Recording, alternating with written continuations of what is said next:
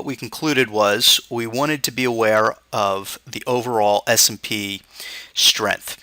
And as we mentioned, if the S&P was gaining in strength, we want to look to apply and add equity exposure to our portfolio. If it was breaking down, we want to reduce exposure, and if it's becoming overbought, we want to reduce some exposure as well.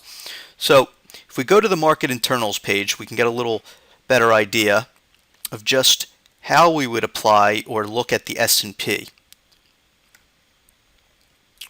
So what we have here is we had back on December 7th, 2012, the S&P went from a buy to a strong buy at 1413.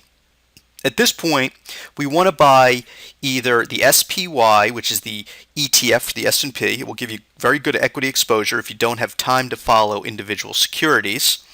If you're trying to outperform the market and do individual security selection, then we can defer to the 20 strongest names in the S&P under the performance rating, or we can look to the strongest sectors within the S&P under the sector rotation page. So we can see here that we did a very nice job holding this strong buy level as we increased to an overbought market about 240 S&P points later, which at this juncture, based on your risk tolerance, you want to reduce some exposure. And as you can see, we did correct about 6% down to a neutral counter trend reading. Now let's take a look at the performance rating page. So really there's two ways to utilize this page. Currently, as the S&P is overbought or approaching overbought, there is no opportunity to deploy new capital to these names because, as you can see, the duration or the time that they've been a strong buy has been pretty significant. I would say the average duration here is about 250 days. However, we want to look at this list as the S&P moves from a 4 to a 5, or the other way, we'll go to the watch list, and we'll talk about the watch list in greater detail in other videos. We want to look at the strongest names in the 20 that are approaching overbought, which are the sell 50%. When the market pulls back on the S&P to a neutral reading, that's still a strong buy. So the reason behind this, or the theory behind this, is the S&P is still a strong buy. These are the strongest names within the S&P where the crowd has been chasing these names all year, and they're still extremely strong. So if we do get a move higher after a correction, these most likely will be the first names that market participants will look to buy. Now, what about just discovering new names if the market is a strong buy and not overbought or approaching overbought? We could defer to the rapidly improving list, which will show you within the last 5 days the fastest velocity move from either a hold to a buy or a buy to a hold.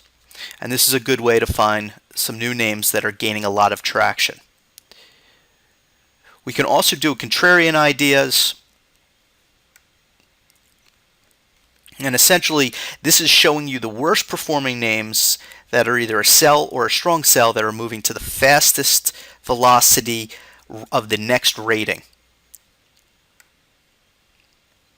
And then, of course, we could do a custom scan to determine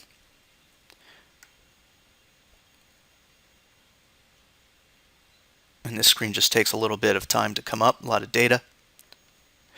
And we'll talk about this screen at a later point. But what we want to look at is right here, just doing a custom scan, saying, hey, I want to see a 4 to a 5 within a certain time frame. And we're seeing 21 results. Also, just to point out that we can scroll down here, we can add any of these names to our watch list or portfolio by selecting the watch list or portfolio here. Another good way to look to add some exposure to your portfolio is if you have an existing portfolio that you've created, you want to come under the Portfolio Diagnostics tab right here, scroll down, and let's just pick a any watch list, let's just say dividend portfolio. What we're going to do is we're going to benchmark it to the S&P. What's important here is we can look at your underlying positions